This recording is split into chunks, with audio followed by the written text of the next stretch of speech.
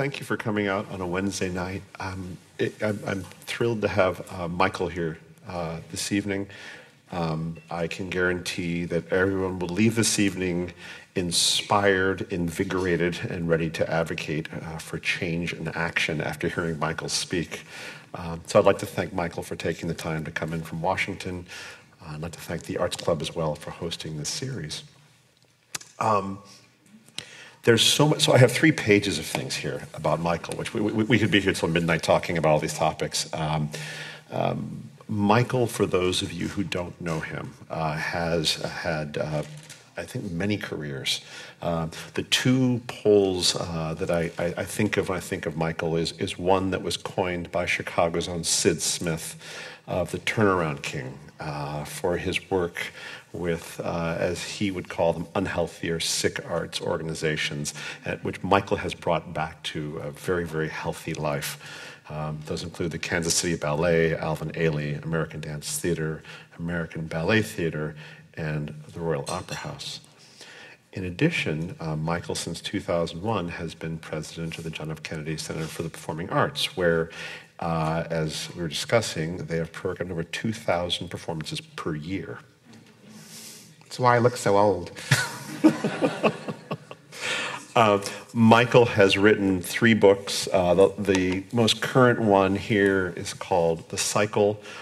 He maintains a very active presence on Huffington Post with, I think, near weekly postings that are they're perfect. They're just the right size. You learn from them. I encourage you all to follow them. And so what I wanted to do this evening with Michael is talk a little bit about the overarching idea that he has about the arts in crisis, then kind of walk our way through the different subcomponents. And I know we're going to get lost in this, and I know we have a lot to talk about, so I'd like to... Is that too loud? No? Okay. So I'd like to start. Michael, you have been provocative at times in titles, and you coined the phrase, you've used the phrase, arts in crisis. Can you talk a little bit about how you define that, what that is, and what brought you to bringing attention to this problem? Sure.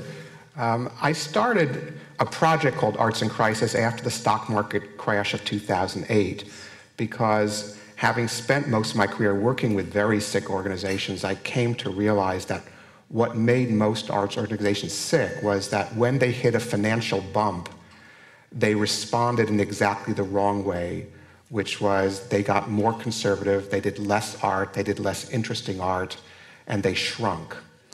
And when arts organizations get less interesting, they get less competitive, and they lose their donors, and they lose their audience. And so the less interesting you are as an arts organization, the quicker way to getting sick. Look at the New York City Opera, which hit a financial bump. Their first response was to do less, and then less, and then less, and then less, until they became irrelevant and went away. And so after the stock market crash of 2008, I got very nervous that many arts organizations were going to respond, and many boards, well-meaning, very supportive boards, were going to respond to this by saying, let's get more conservative, let's do less, let's get smaller. And so I coined this phrase, arts in crisis, for a project that I did, 2 projects really. One was to offer free consulting to arts organizations that were scared, and the other was to do a national speaking tour about this topic. But since that time, I've become more and more aware of many trends that are going on in the arts that are making it more and more difficult to be successful in the arts. The loss of arts education in our public schools, the loss of subscription as a viable model, technology that's making it cheaper and cheaper and cheaper to get entertainment at home, loss of arts journalism, as in many of our papers, many things that are going on that I think are making it more difficult. And very importantly, the aging of our donor base and the lack of replacement of our older donors with younger vital donors. All of these are conspiring to make it a very difficult time in the arts, and since my whole life is dedicated to making arts organizations healthy, I've been writing a lot about this topic and talking a lot about this topic. And to put this in perspective, can you talk a little about the Kennedy Center and the financial challenges you face there and what your annual budget is? Kennedy Center is a very large institution. People think it's paid for by the government. It isn't. The government owns the building and pays for the building because we are the official memorial to President Kennedy. But all the programming we do, we have to support ourselves. Our operating budget is $200 million a year. Only 15% comes from the government. So I have to raise about $170 million a year through ticket sales or contributions. Our current contribution level is about $75 million a year, which we've tripled over the last 13 years. So it's a big financial challenge. We do 2,000 performances a year. We educate 11 million children each year across the United States. It's a very robust set of education programs, and it's a very exciting institution, but it is also a challenge. And we face the exact same challenges that any arts organization faces with aging donor base, loss of arts education in the public schools, less coverage in newspapers, harder to sell subscriptions, the exact same things that other organizations are facing as well. You spoke about that moment, I believe, at the beginning of your career when you were sitting on a board and you realized that you were on the wrong side of the organization. I wanted to be an opera singer, and I was so bad that I didn't have much of a career. So I went a different path, and I got into business, and I ran a consulting business in the corporate world, and that was successful. And I was invited to join the board of the Washington Opera, and this was in 1983. And I was just the worst board member in history because I wanted to make all the decisions that were really the staff's job, and I was totally obnoxious. I was young and obnoxious, and I sort of started to realize that I didn't want to be a board member. I wanted to be a staff member. I just wasn't cut out to be a board member. And so I sold my business and left the board of the Washington Opera and looked for a job running an arts organization. I thought I'd run an opera company. That was my interest, but no one was going to hire me in a senior position except for this bankrupt ballet company in Kansas City called the Kansas City Ballet. And that's where I got my start, and that was my first turnaround, the first troubled organization that I fixed. So as you consult now, what's the ideal board? How would you craft that? What do you advise people? I actually create exactly that for each. I find that a lot of arts organizations look at their board and say, how are we going to get it stronger? We should add someone. Who do we know that we can add? And I do it differently. I create a picture of the ideal board. What industries do we want? What expertises do we want? What financial capabilities do we want? How many intellectuals or artists do we want on our board? What kind of social characteristics do we need on our board? I define the board in many different ways, and I create all these different cells, and then I figure out, okay, how are we going to populate this board to make the ideal board? It's different for every organization. It depends on the mission of the organization. It depends on the financial needs of the organization. It depends on how much will be earned at the box office versus contributed. So much depends on the organizations. I can't say there's one ideal board. I will say there are 5 responsibilities of board members that all arts organizations have. The board has to really understand the strategic plan and not just develop the plan, but actually make sure it's implemented. Too many boards work really hard to write a plan and then forget it. Secondly, they really have to understand the budget. You know, in a lot of arts organizations, a board will approve the budget as long as expenses don't grow more than 4%. Then people say it looks reasonable. But how do we really know it's reasonable? What really is being done to make this budget work? Thirdly, the board hires, fires, compensates, and very importantly, motivates the people who report to them, the chief executive or the artistic director, whatever the titles are. Number 4, the board has to be an active participant in fundraising, which is the hard one.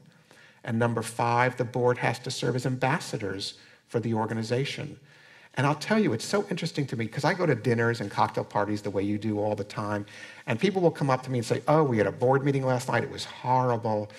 The executive director doesn't know what they're doing, and the board meetings are so boring, and I don't like the art, and we're in such financial difficulty. And will you give me $1,000 for the organization? You know, it doesn't work. We in the arts tend to talk about our problems way too much publicly. You know, we're there to entertain and inspire people, and when all we talk about is our financial problems, we push them away from us. We have to learn how to pull them to us a little bit more. And so for me, those are the 5 responsibilities of every board. But what kinds of people you need to fulfill those responsibilities will really depend on the nature of the group. And how do you maintain the health of a board? You maintain the health of a board by getting people really engaged. And I find that too many arts organizations really want their board members to write an annual check, or maybe 5 annual checks: the gala, the annual amount, Joe's retirement gift, the subscription. You know what I'm talking about. I work very differently. I don't think about my board as a group. I think about my board as a collection of individuals. And each individual is going to support my organization for a different reason, or care about my organization for a different reason. Some board members care about the ballets I do, and some board members care about the educational program I do, and some board members care about the special events we do.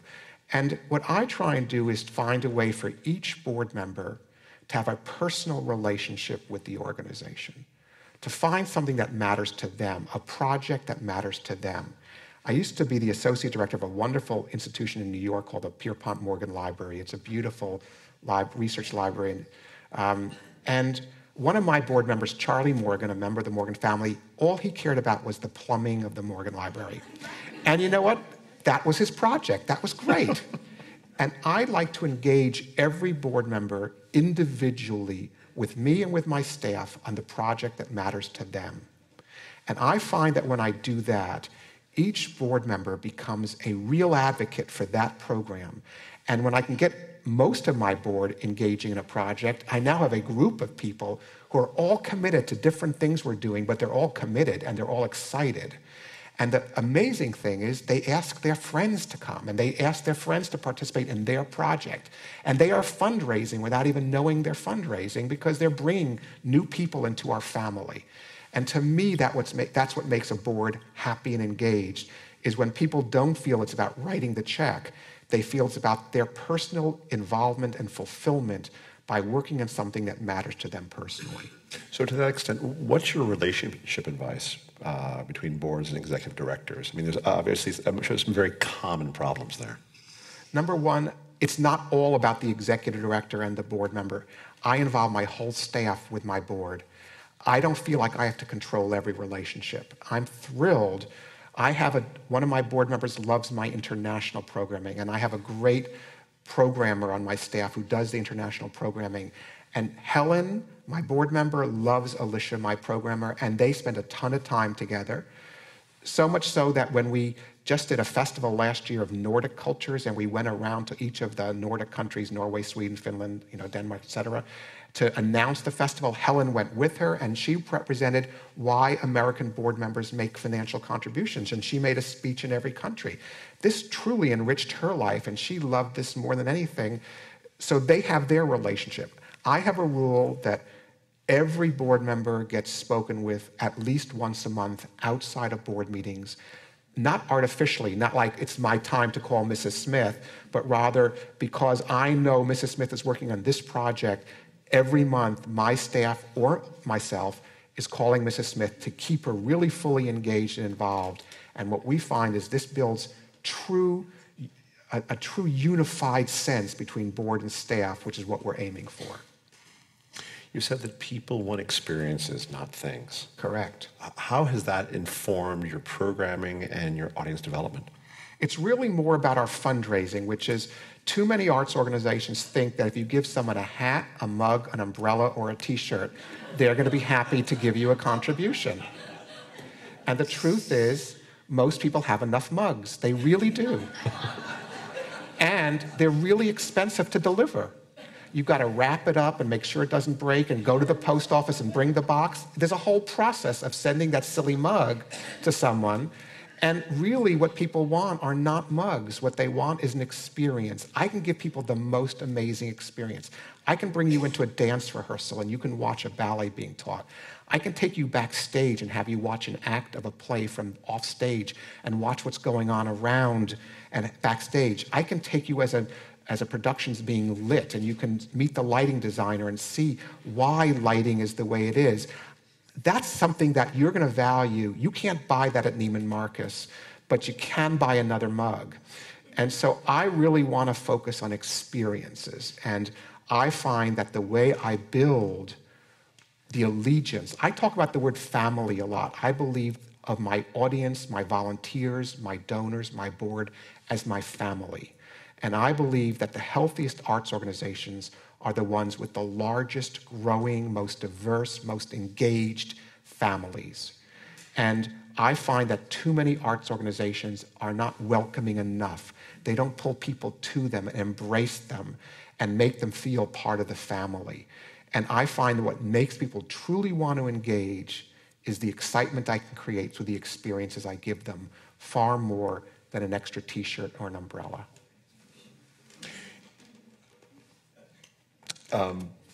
Yeah. But, in the face of this, we were talking about before, you've got online distribution of content, right? This is something you're very concerned about. I am. I'm very concerned. For 2,000 years, the way we got the arts was we went to a theater and we saw the arts. And 5 years ago or 6 years ago, the Metropolitan Opera very smartly started to beam their productions into movie theaters. $25. $300 for an orchestra seat to the Met today. $25 for the movie theater. Very soon, that's not going to be in the movie theater. Very soon, it's going to be on your home entertainment system. It already is, by the way, on their website. They don't tell you that, but you can see most of it at home. And the generation that's succeeding me, I'm an old man, but the people who are now in their teens and 20s and 30s are used to getting their entertainment online. They're happy to get their entertainment online. We grew up wanting to go to the theater. That was a thing. We got dressed up, and my first Broadway musical when I was 4 years old. I went to see The Music Man with Barbara Cook. It was the most exciting moment of my life. But now, young people are really different. They're being educated differently. They're used to seeing things on demand, not at 8 o'clock next Friday night, but when they want to on their computer. And I am very concerned that what's going to happen is that as we have more and more arts available online, is that we're going to see a bifurcation in the arts. We're going to lose the mid-sized regional organization. We're going to have these huge national organizations and international organizations. The Royal Opera House is now doing broadcasts. The big theaters are doing now broadcasts. The National Theatre of London is doing broadcasts. The Bolshoi just did their first broadcast a couple of weeks ago with an American principal dancer. But we're going to have these major organizations that can beam a whole range of arts to your home. And we'll have the local organization, the smaller organization that meets our needs to create, the local symphony, the local dance company or theater troupe. But the mid-sized organization, those that were created in huge numbers from 1950 to 2000, I'm worried they're going away. And so I'm very nervous about the future of the arts in America. And you have a forthcoming book on this topic. A whole book on this that's coming out next January.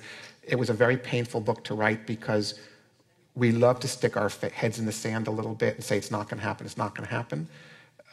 But I do think we're in for a very big challenge in the arts in this country. And I worry about the access for those who can't afford $300 for a ticket to the Met. I'm worried about a diminution in the number of mid-sized regional organizations, symphonies and ballet companies and theater companies. And I worry that we're going to see fewer and fewer of them, and that's going to hurt the ability of people to access the arts. So what do you consult organizations to do for audience engagement? How do you promote the health of audience engagement with your clients? The first and most important thing is you got to make exciting art.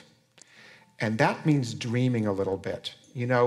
I think money has taken over the arts. And I'm a money person, I'm on the business side of things. But I have to say that too many arts organizations are now planning their art to a budget rather than planning their budget to the art. And rather than saying, I have a vision of a production. Do you recall about, 30 years ago, the Nicholas Nickleby that came from the Royal Shakespeare Company was a lot of you remember that. It made news everywhere, right? It was 7 hours long. It was an all-day affair. Do you think they sat down and first said, what's our budget? That's not happened. The producers, Trevor Nunn and John Caird, said, we have this vision for Nicholas Nickleby. We have to do it this way. And let's figure out how to do it. And then we'll figure out how to pay for it. And they ended up doing an astonishing job, rather than being told you have $72,000, make a theater piece out of it. And we've really put so much financial pressure on our artists that we're taking some of the dreaminess out of art creation. And that's not good. And it's my job as an arts manager to encourage dreaming. And the way I do that is to extend the planning calendar, by which I mean most arts organizations are planning their art maybe a year ahead, maybe 18 months ahead. And I focus on planning big projects 5 years ahead.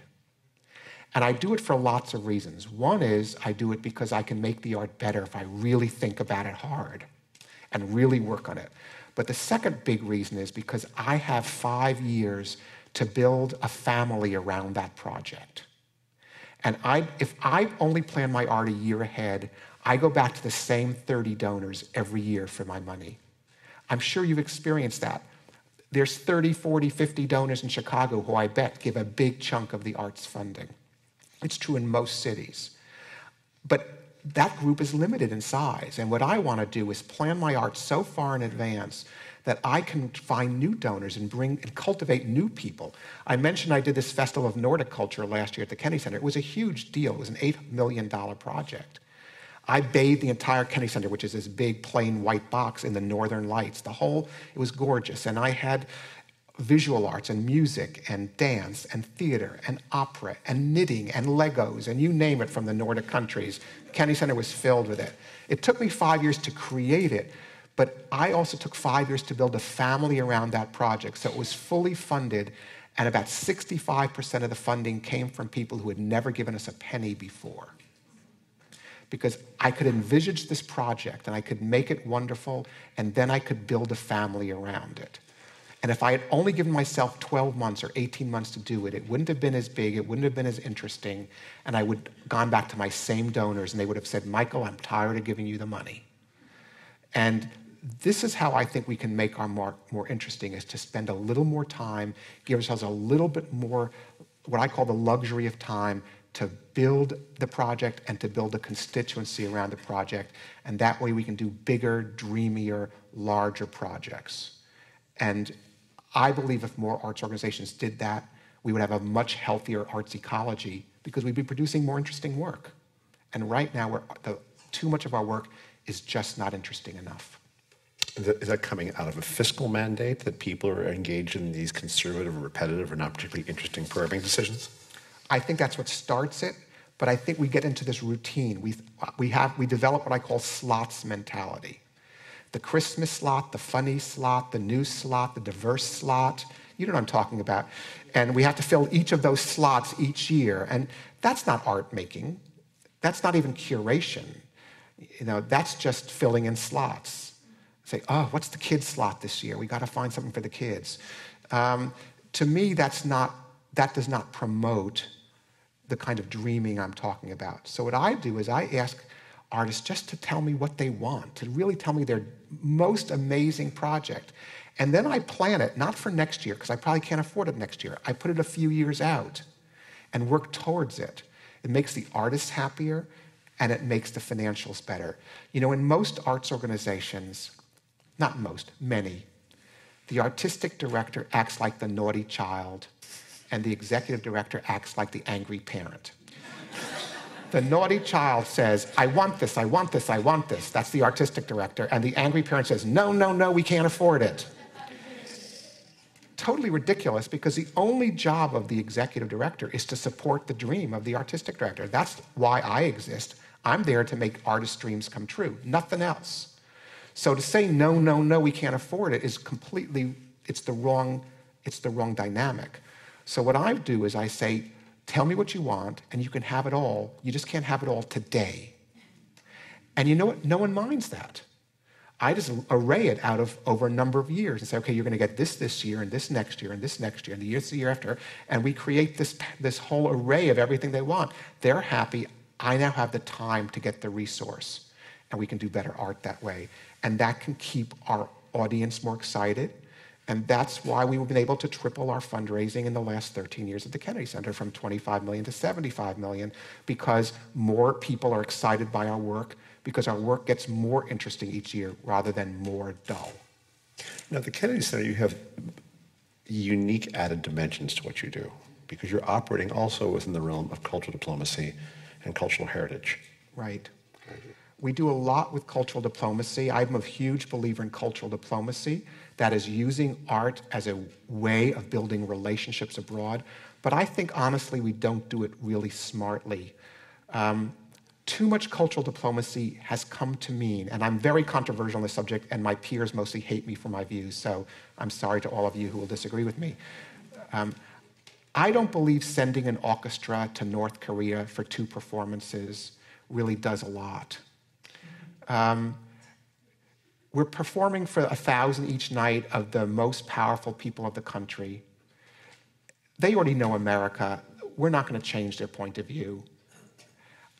I believe that real diplomacy is about relationship building. And I believe there's a much, much cheaper way than sending 150 people to another country for 1 or 2 or 3 performances. And what I believe that we can export, that the world really wants, is our expertise in arts management and fundraising. You know, America is unusual in that we don't get the majority of our art support from the government, which is true in most countries. The reason that's true, I believe, is we were founded by the Puritans, who thought music and dance were evil. And so we had this separation of art and state for the last 250 years. But that's not true in most countries.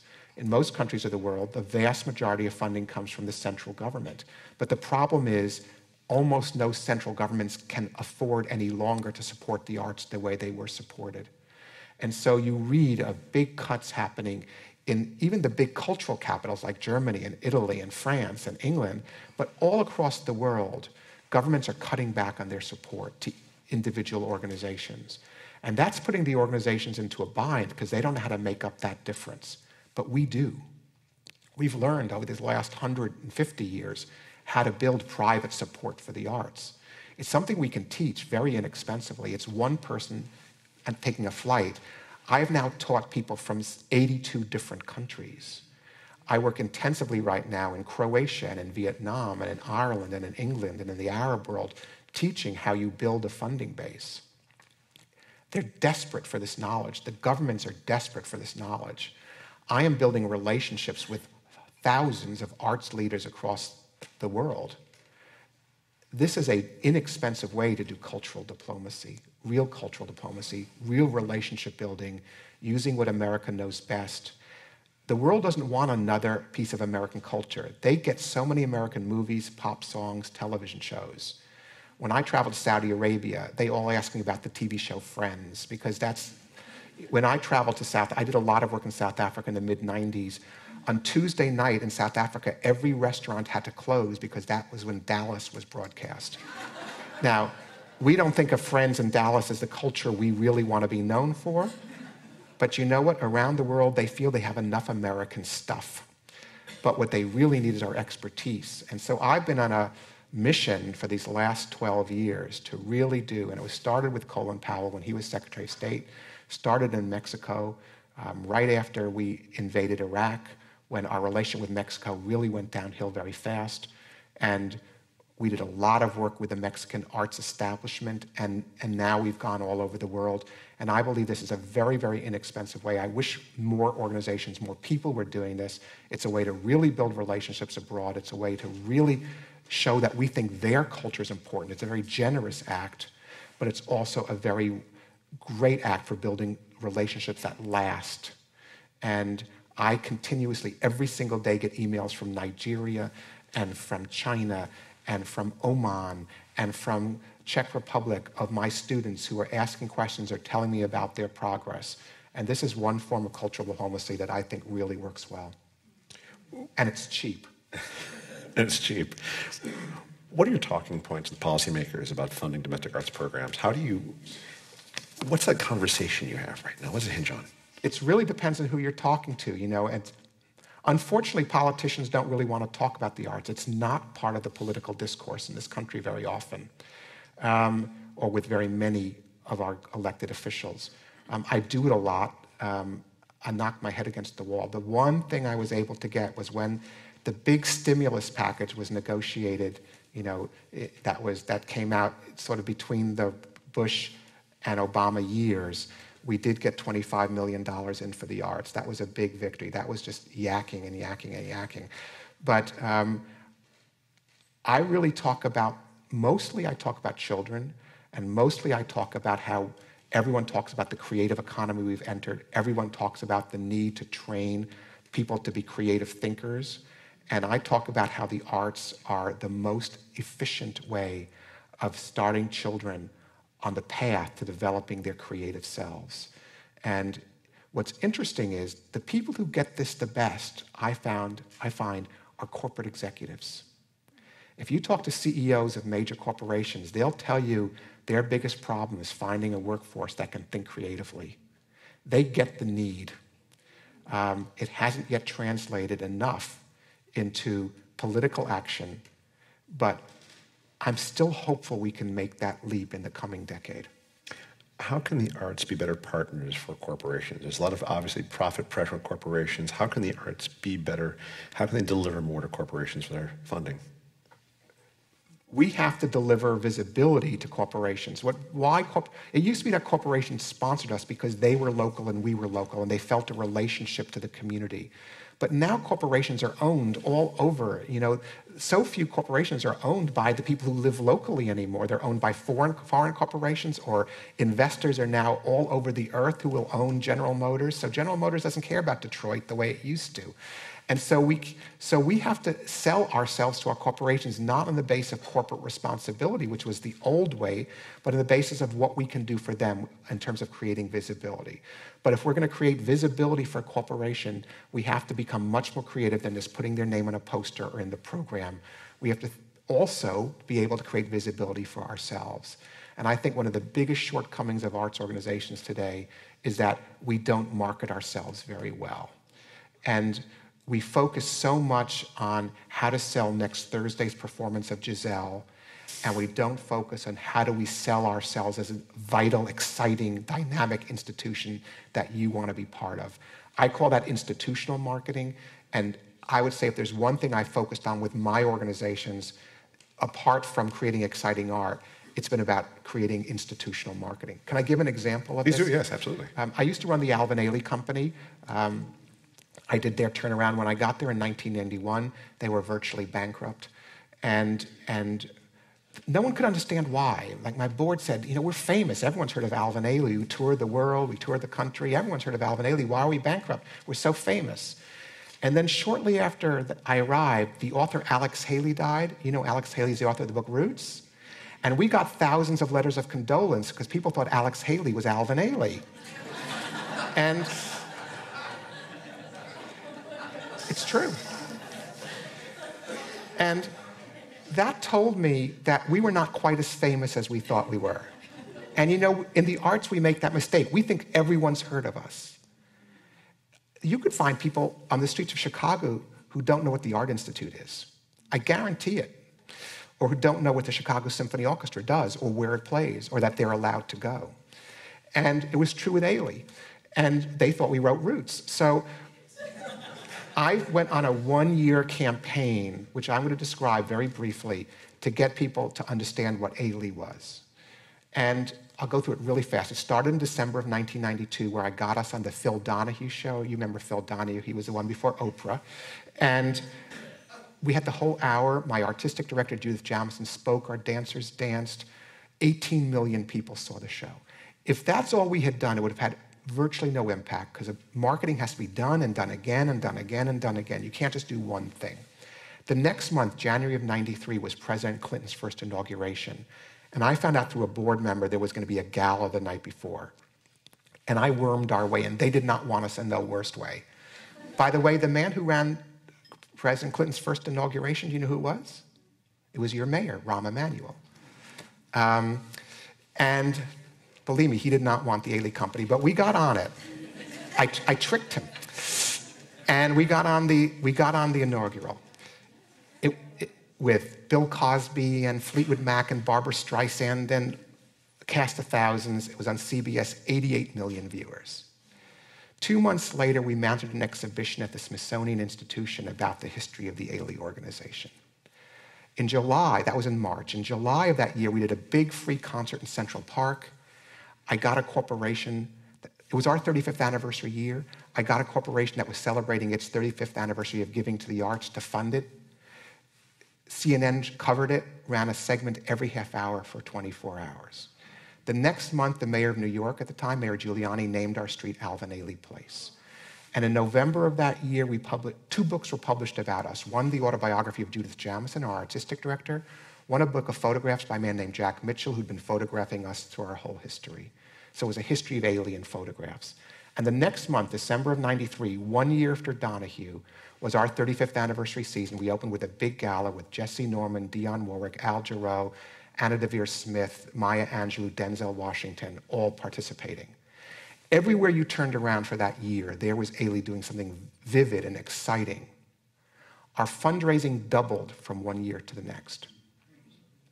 From 1.7 million to 3.4 million. We paid off the entire historic deficit in the 1 year. Why? Because people wanted to join our family.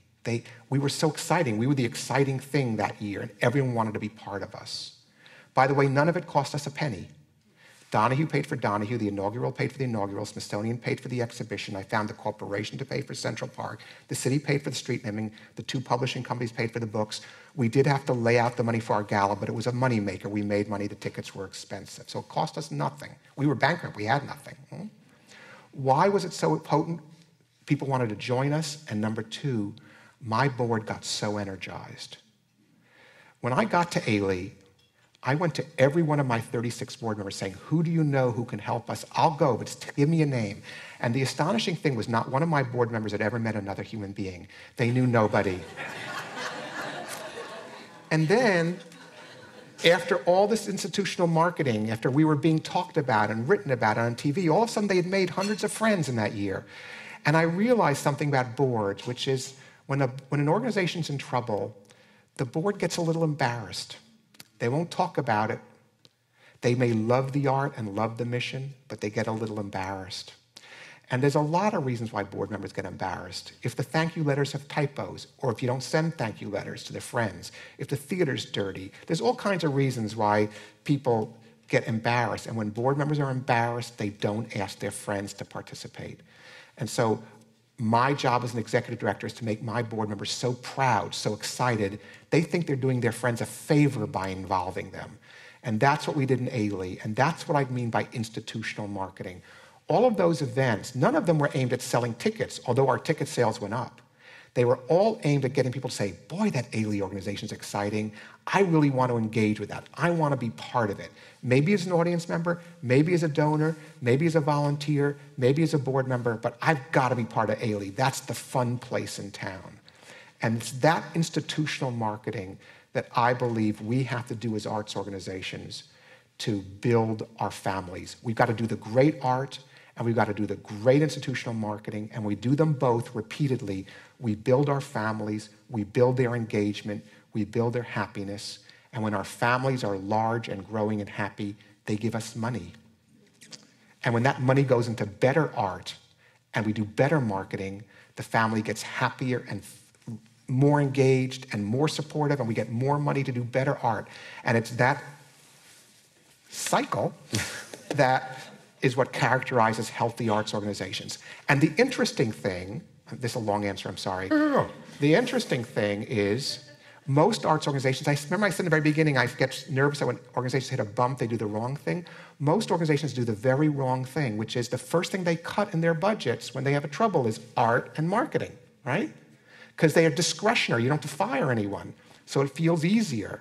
But when you cut art and marketing, your family loses interest. And when your family loses interest, you get less money, so you've got to cut more. My favorite example of that was a company also I ran, American Ballet Theater, great ballet company in New York. When I got there, they were at death's door because 7 years before they took a tour to England, they self-presented, they took the financial risk, and they lost their shirts. And they came back and they said, we have no money. What are we going to do in our New York season? What's the featured ballet going to be? They said, well, we have no money, so let's do the ballet we did last year, Romeo and Juliet. It's a good ballet. Everyone knows it. The sets are there. The costumes are there.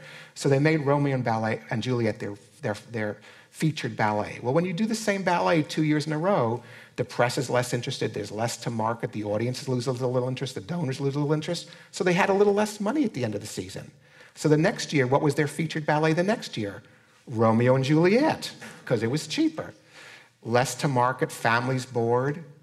Less money, so what do they do year 4? Romeo and Juliet, 7 years in a row. True example, absurd, but true. But we do that in little ways in our arts organizations. And we've got to protect against that, because that cycle can work for you or it can work against you. And our job is to make it work for us, to do really exciting work, to do really strong marketing, and to be really good at welcoming people into our families. If we do those 3 things, we're going to be in great financial shape. So I have one last question for you before we open it up to questions. I'm sure there'll be a lot of them. You know, if we take the current STEM initiative that's exclusive of the arts, and we extend it to its logical conclusion, we look at what's happening in arts education, what do you see in the future for arts organizations?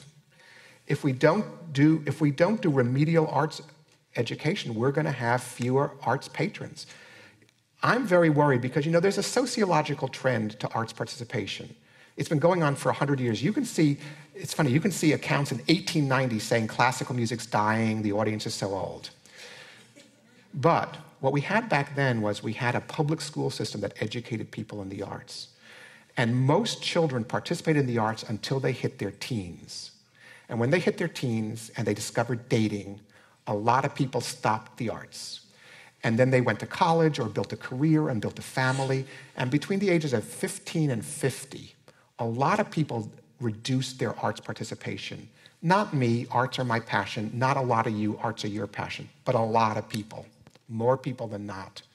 But as they got older and as they had more discretionary time and more discretionary income, as their careers did well, as their children left the home, they found themselves spending more time with the arts, becoming volunteers, becoming board members, becoming a donor and a subscriber.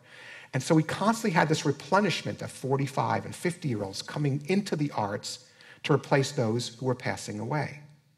And our arts audience was always gray, but it was always there and continuous. The problem is now we have children. 16-year-olds now have not had arts in their schooling. The vast majority have not had any arts in their schooling. When their children grow up and leave the home, God is not going to say to them, now do the arts. They didn't have it in their background.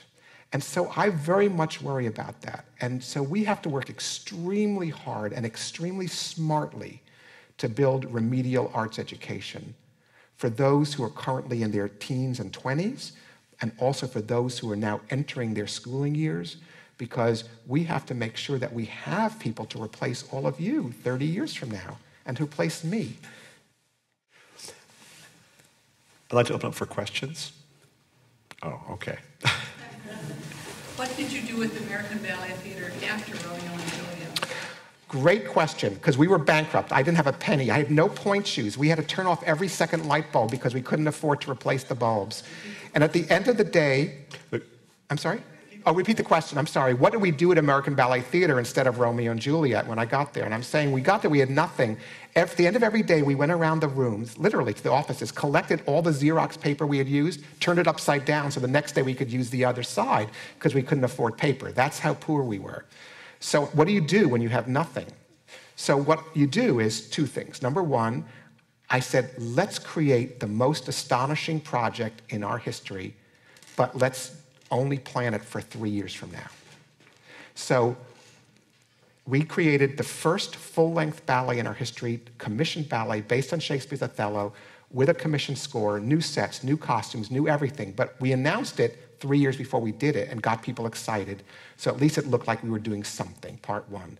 Part 2, I got rid of Romeo and Juliet for a few years and took other works from the repertory. And part 3, I created some projects that I knew were cheap, low odds of failure, and interesting.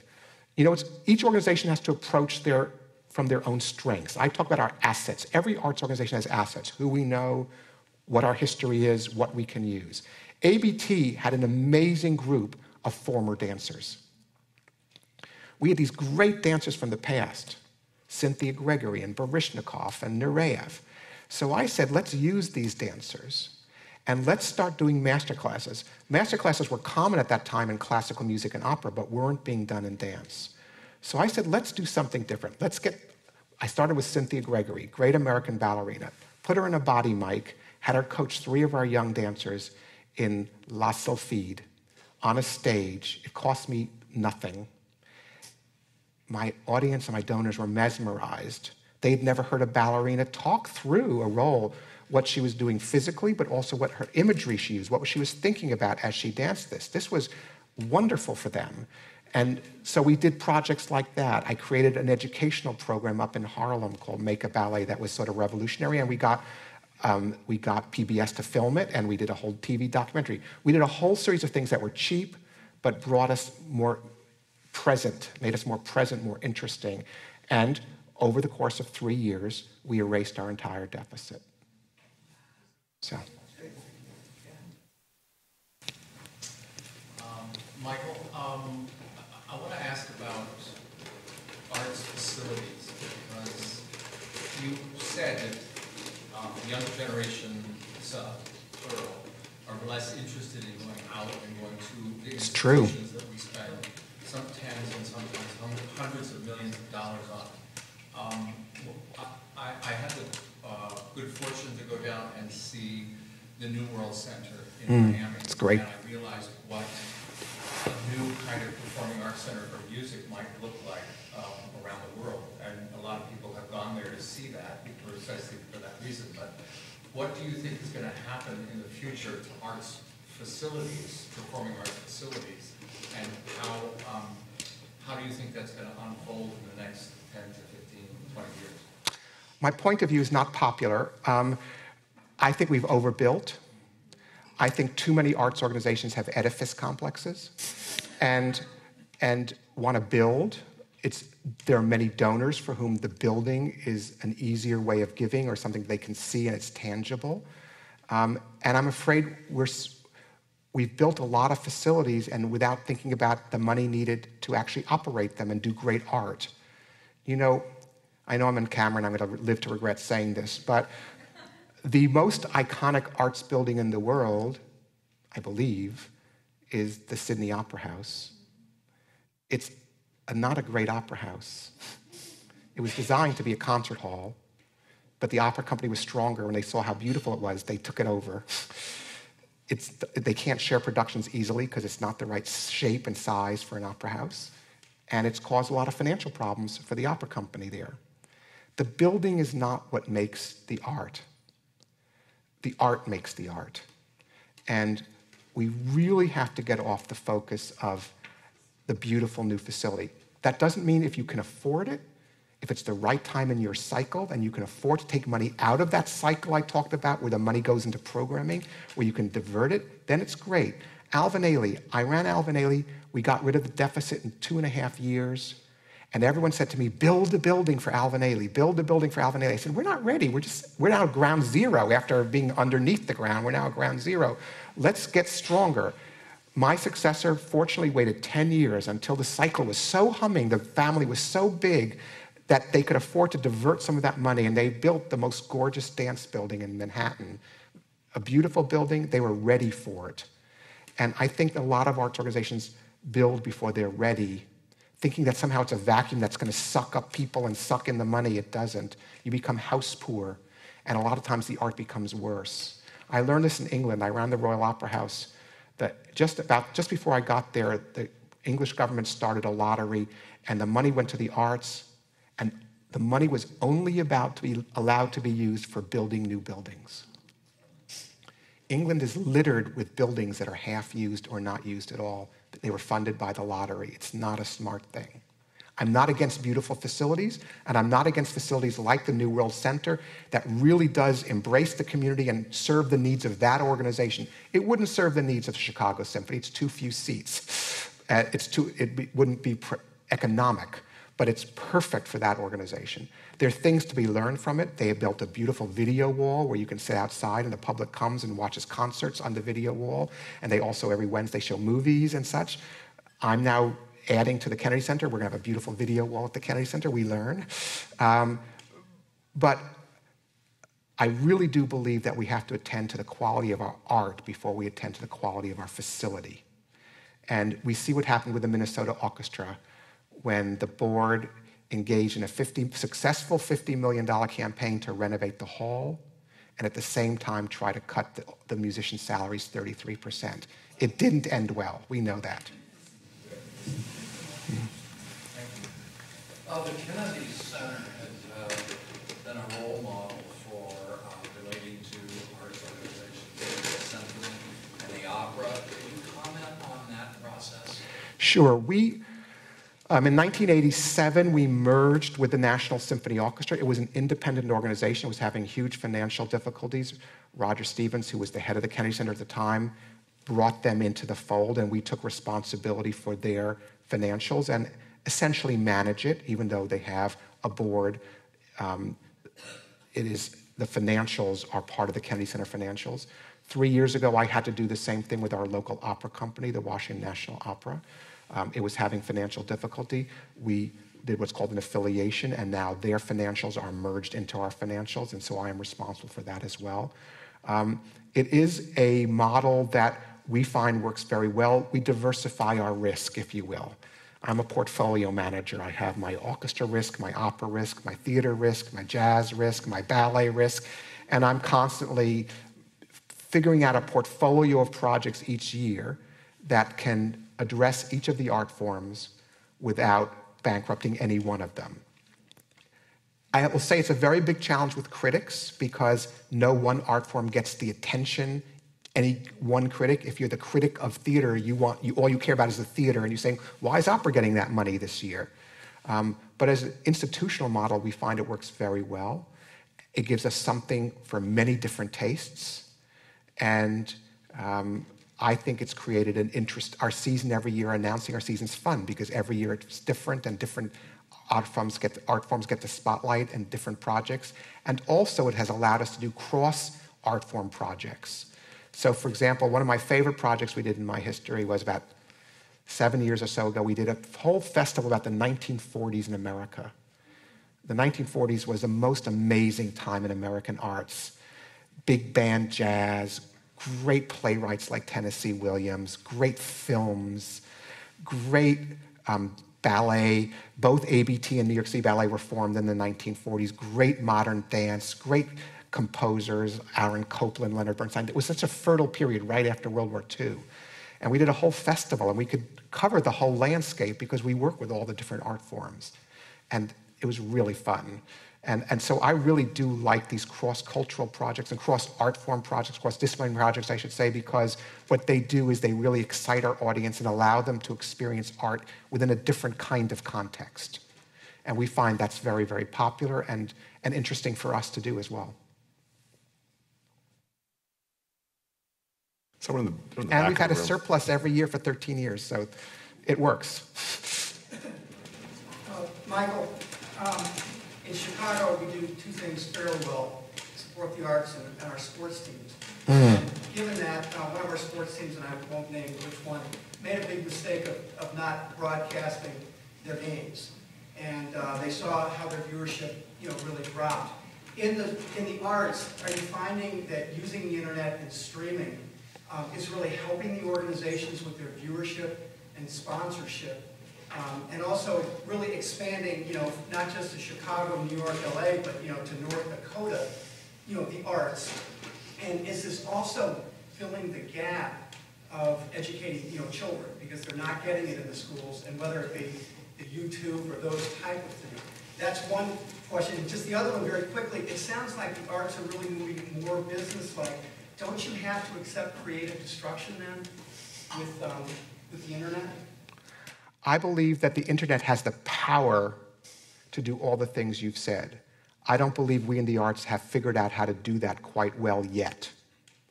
We're putting a lot of stuff on the net. I do a free performance every day of the year at the Kennedy Center, and every one of those is broadcast live on the internet and has been for the last 15 years. But we haven't learned how to build the kind of viewership or engagement. People who use the internet really want to engage. They don't just want to watch, they want to do and influence.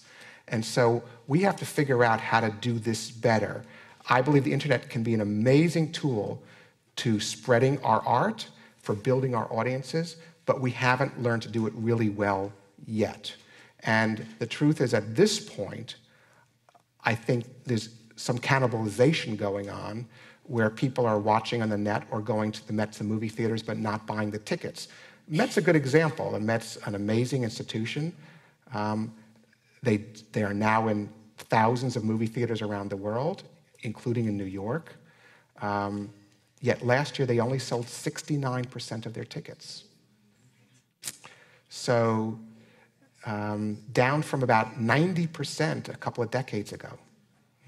So I think we've got to be careful that we use technology to do exactly the things you're saying to do, but to do it well. And I don't think we're necessarily there yet. Where I think, you brought up sports, so it gives me my chance to say my favorite thing, which is I think sports have learned we have a lot to learn in the arts from sports about family building. You know, that cycle I talked about, great art, strong marketing, building the family turns into money, sports does it way better than we do. They have an exciting product, they market it incredibly well, the families are so engaged and intense, they'd rather buy a ticket to a baseball game than eat. They give all this money to the team for the tickets, for their paraphernalia, the hats, the everything, which goes into buying better players, better marketing, bigger family. That cycle's been humming in the sports world. We have to learn to do that better in the arts world. And yes, I believe technology can be a great friend in that, but it also is, I think, going to change the playing field dramatically by those that do it well are going to end up surviving, and those that don't, I think, are going to have a very hard time surviving because in our living rooms, we're going to have such a big competitor. You had a question. But let me just say one thing. Don't disparage the arts of North Dakota. I went on my 50-state tour in 2009, 2010. I went to 69 cities in all 50 states. And I met passionate arts supporters and passionate arts managers and artists in every state of this union. I went to Meridian, Mississippi. I went to Bismarck. I went to Lincoln, Nebraska. You name it, I was there. And there's incredible interest and support for the arts. We sell more tickets to the arts in America than to sporting events. Don't forget that. The arts are not just for an elite. The arts are not just a little rarefied group. We haven't turned that we haven't done a good enough job of marketing that and making ourselves really visible the way the sports world has. And I think we can do better. What's the status of arts education in the public schools in Washington, D.C.? It's very challenging. I've had 7 chancellors of education in 13 years. So it's very hard to get any continuity. I actually started a program, not in Washington. I started in Sacramento, California, called Any Given Child, because I didn't like the way arts education was happening in the schools and the way arts organizations were participating. Most arts organizations are doing some arts education. The problem is it's so episodic. And we leave the purchase decision up to the individual teacher. So a 4th grade teacher may love the arts and bring the children to a museum and do a class play and watch an opera on TV or whatever. And then the children go to 5th grade where the teacher doesn't like the arts so much and they get nothing. We don't teach any other subject that way. If your children or grandchildren came home and said, we're not doing math this year because my teacher doesn't like it, you wouldn't accept that. But we accept it with the arts. So I wanted to change the paradigm of just arts organizations trying to get kids to come to their stuff.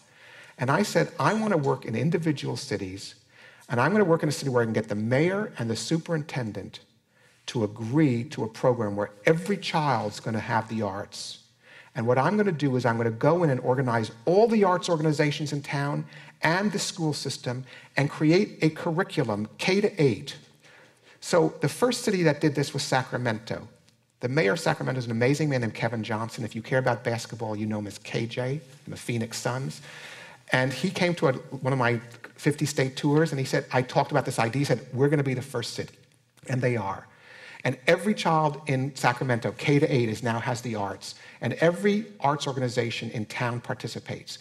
In 4th grade, every child studies Latino culture in Sacramento. There's a wonderful Latino cultural center. They're the lead for 4th grade. Each organization leads a different grade. They know where they fit. They know who they're taking from and handing off to. It doesn't cost any more money. That's not up to the teacher. Every child participates. And because it makes sense, money's pouring into arts education. We're now in 14 cities with this program. In 4 years, we've had 1 million children a year now who are part of any given child. I'm really working hard to make this national because I think it makes sense. And if we can do this smartly in each city, then we can really start to have a much better arts education for our children. But right now, it's pretty herky-jerky. And the kids of means and with parents who care about the arts are getting a great arts education, and the other children are not, and it's not fair. We have a new mayor in D.C. We do. She's going to come in. We're going to try again. I leave the Kennedy Center before she's even elected, so it'll be up to my successor, who you all know, Deborah Rutter from the Chicago Symphony. So we keep hoping with D.C. We've been trying, but we can't get this program in D.C. because every time we try, we either have a new mayor or a new chancellor. But we are in 14 other cities in the country. Well, I'd like to thank Michael for coming tonight. Clearly, everybody now knows that.